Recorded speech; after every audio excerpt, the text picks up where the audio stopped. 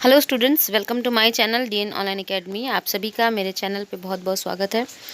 आज आपके साथ वीडियो शेयर कर रही हूँ। गुरुदेव रविंद्रनाथ टैगोर के ऊपर वीडियो है ये, जिसमें उनका जीवन परिचय, उनका शिक्षा दर्शन, उनका जीवन दर्शन, योगदान, ये सारी चीज़ें आपको इस वीडियो में मिलेगी, जो बीए, बीएड, एमएड, एमए के स्टूडेंट्स के लिए यूज़फुल होने वाला है। जो लोग चैनल पर नए हैं, चैनल को सब्सक्राइब कर लीजिए, साथ ही बेल आइकन प्रेस कर लीजिए ताकि आने वाले हर वीडियो का नोटिफिकेशन आपको टाइमली मिलता रहे। तो चलिए चलते हैं वीडियो की तरफ। गुरुदेव रविंद्रनाथ टैगोर, आधुनिक भारतीय शिक्षाविद। नाम रविंद्रनाथ टैगोर, मूल नाम रविंद्रनाथ ठाकुर, उपनाम गुरुदेव विश्वकवि। जन्म 7 मई 1861, कोलकाता, पश्चिम बंगाल, ब्रिटिश भारत। पिता देवेंद्रनाथ टैगोर,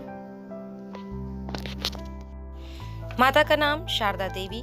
शैक्षणिक योग्यता कानून की पढ़ाई, विद्यालय या स्कूल सेंट जेवियर, विश्वविद्यालय कॉलेज लंदन।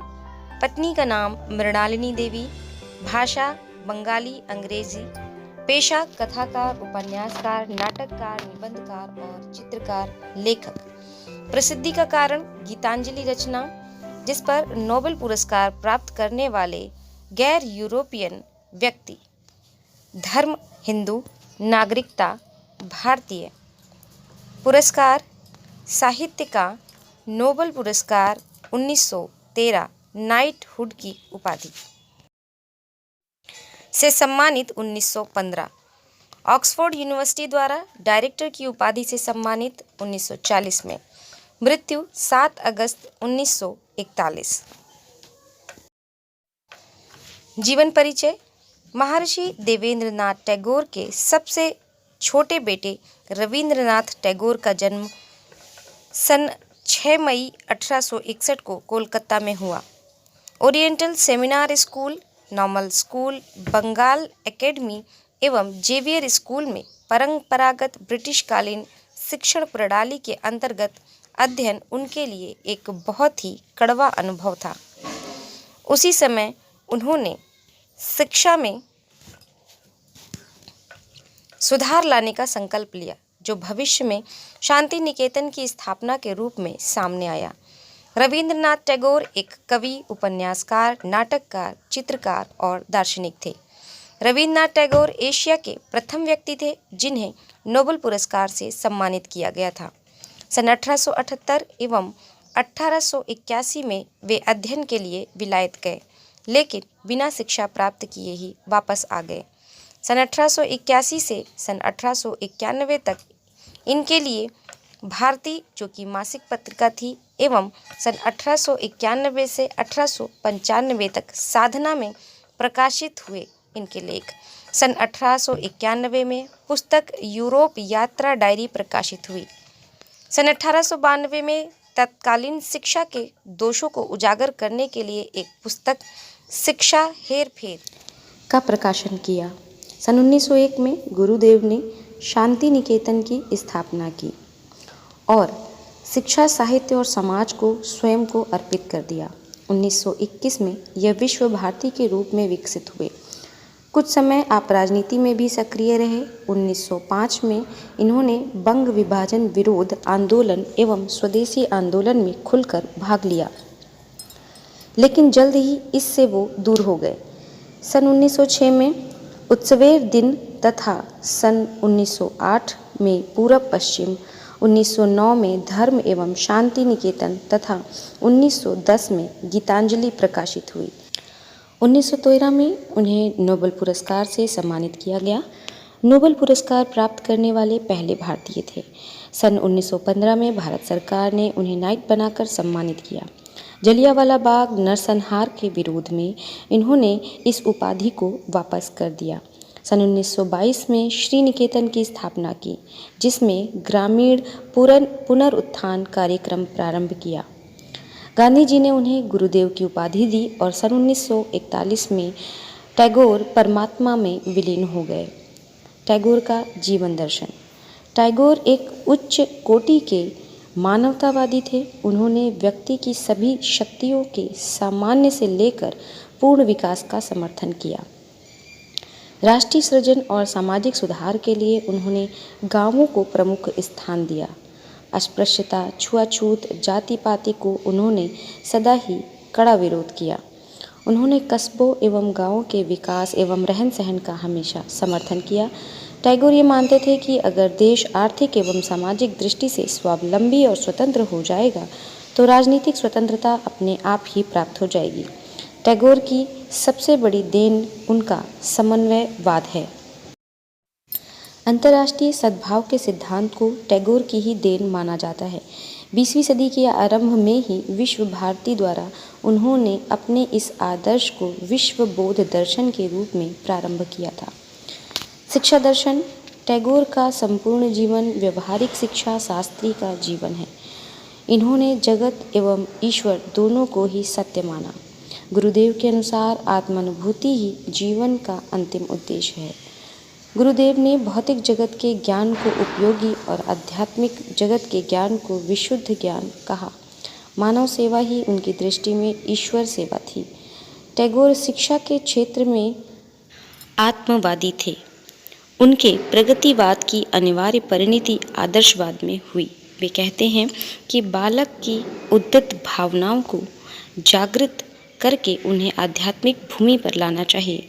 टैगोर के शैक्षिक विचारों के आधार दार्शनिक, मनोवैज्ञानिक, सामाजिक परिस्थितियाँ, राजनीति एवं वैज्ञानिक दृष्टिकोण हैं। आधुनिक आदर्शवादी एवं मानवता के पक्षधर हैं। शिक्षा पर समाज के नियंत्रण के विषय में भी उनका चिंतन स्पष्ट है। उनका मानना है कि शिक्षा पर राज्य का नियंत्रण उसी सीमा तक होना चाहिए जब तक व्यक्ति के व्यक्तित्व को नष्ट करना शुरू न कर दे। इसी तरह पाश्चात्य शिक्षा भी वह उसी सीमा तक पसंद करते थे जहाँ तक भारत का मौलिक व्यक्तित्व नष्ट न हो। बौद्धिक विकास के लिए पुस्तकों की आवश्यकता को वह नगण्य मानते थे। स्वतंत्र चिंतन के समर्थक थे। शिक्षा दर्शन के 3 प्रमुख तत्व थे: प्रकृतिवाद, मानवतावाद और विश्व बंधुत्व। शिक्षा के उद्देश्य टैगोर के अनुसार शिक्षा के उद्देश्य शारीरिक विकास, बालक को प्रकृति के निकट ले जाने पर बल दिया। बौद्धिक विकास, विभिन्न मानसिक शक्तियों का विकास करना। सांस्कृतिक विकास तथा राष्ट्रीय तथा अंतर्राष्ट्रीय भावना का विकास करना। नैतिक विकास करना, व्यावसायिक विकास करना और आध्यात्मिक विकास करना। टैगोर के अनुसार ये शिक्षा के उद्देश्य थे। अब आ जाते हैं पाठ्यक्रम पर। तो गुरुदेव टैगोर का विश्वास विश्व बंधुत्व में था। इसी कारण उन्होंने अपने पाठ्यक्रम में भारत की संस्कृति, सभ्यता एवं भाषा के साथ साथ अन्य देशों की भाषा एवं संस्कृति के अध्ययन को भी शामिल किया तथा राष्ट्रीय विषय के साथ साथ मानवता का विकास करने वाले विषयों को भी महत्वपूर्ण स्थान दिया। विश्व भारती के पाठ्यक्रम में इतिहास, भूगोल, विज्ञान, साहित्य, प्रकृति अध्ययन, क्षेत्रीय अध्ययन, ड्राइंग, संगीत, नृत्य, मौलिक रचनाओं का भी समावेश किया। टैगोर के अनुसार शिक्षण पद्धतियाँ। शिक्षण पद्धति सजीव होनी चाहिए। प्रेम और सहानुभूति से परिपूर्ण वातावरण में बालक को शिक्षा देनी चाहिए। बालक को प्राकृतिक वातावरण में प्राकृतिक सिद्धांतों द्वारा शिक्षा देनी चाहिए। शिक्षण मातृभाषा के माध्यम से होना चाहिए। भ्रमण एवं दृश्य दर्शन के माध्यम से शिक्षा देनी चाहिए। गुरुदेव के अनुसार शिक्षक के संबंध में गुरुदेव का कहना था कि शिक्षक को बालक के व्यक्तिगत भिन्नता का ध्यान रखकर उसे शिक्षा देनी चाहिए। शिक्षा सजीव होनी चाहिए। शिक्षक को बालक को स्वयं सीखने का अवसर प्रदान करना चाहिए। शिक्षक एक ही समान है, उसे निरंतर सीखते हुए और अध्ययन करते हुए छात्रों को शिक्षा देनी चाहिए। शिक्षक अपने छात्र को प्राकृतिक वातावरण में प्राकृतिक सिद्धांतों द्वारा शिक्षा देनी चाहिए। शिक्षक को हस्तकला अवश्य करानी चाहिए।